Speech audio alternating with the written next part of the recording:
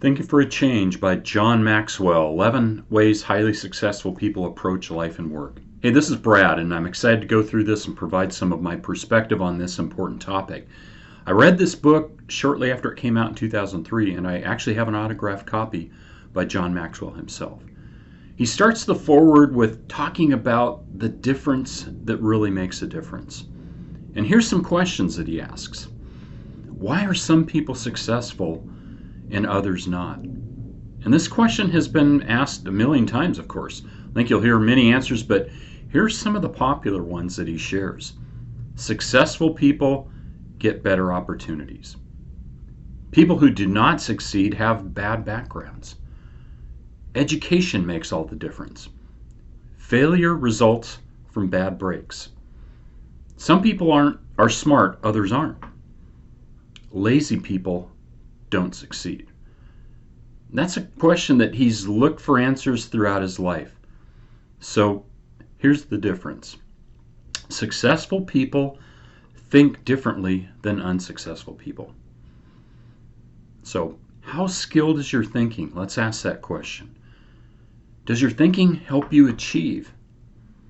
In the book, he identifies 11 types of thinking that successful people employ. And so I'm going to spend the next 11 weeks going through each of these chapters, kind of putting my own spin on it. But first question is, what type of thinking do you believe will increase your odds for success? Small thinking or big picture thinking? Scattered thinking or focused thinking? Restrictive thinking or creative thinking? Fantasy thinking or realistic thinking? Random thinking or strategic thinking? Limited thinking or possibility thinking?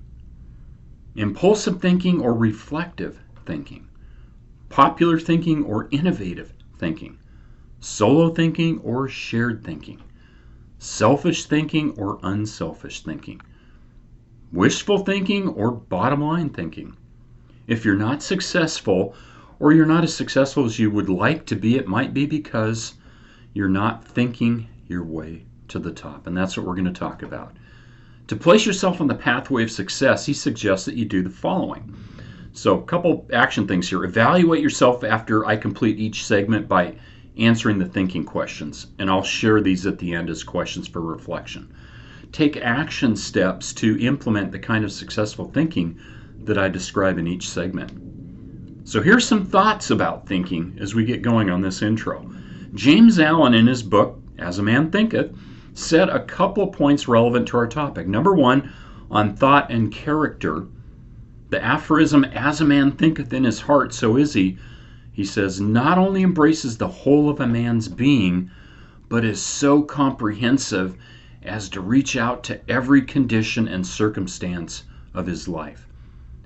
A man is literally what he thinks, his character being the complete sum of all his thoughts. Number two, the effect of thought on circumstances. Man's mind may be likened to a garden, which may be intelligently cultivated or allowed to run wild.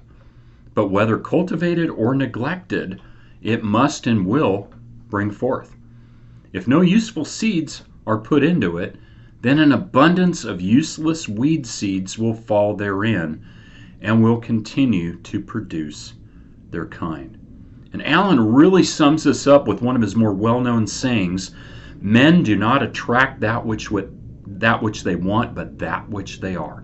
Let me repeat that again. Men do not attract that which they want, but that which they are. Think about that for a while and let that sink in. This gives us a pretty good clue, I think, as to the importance and results of our thinking.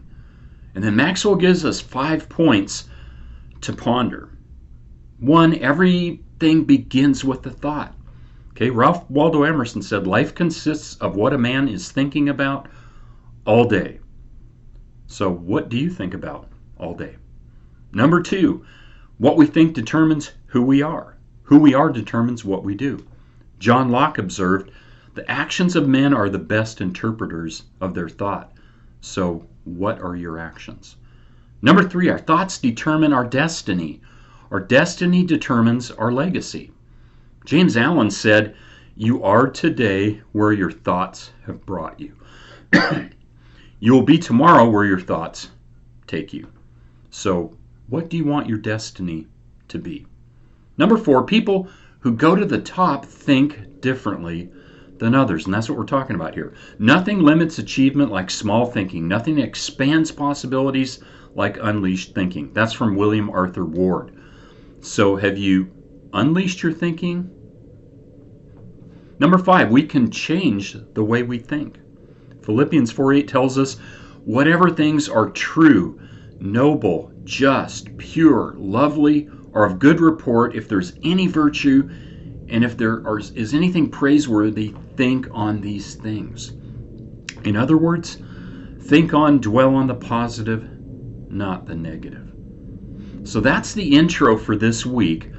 Please stay tuned and join me next week for understanding the value of good thinking. We'll get into it a little bit deeper. I truly hope that you enjoyed this segment, and if you like this or you got some value from it, hey, please feel free to share it or hit my subscribe button, okay? And you can also connect with me on social media at the links that I'll be providing, okay? So let's start thinking for a change. Have a great week. Bye-bye.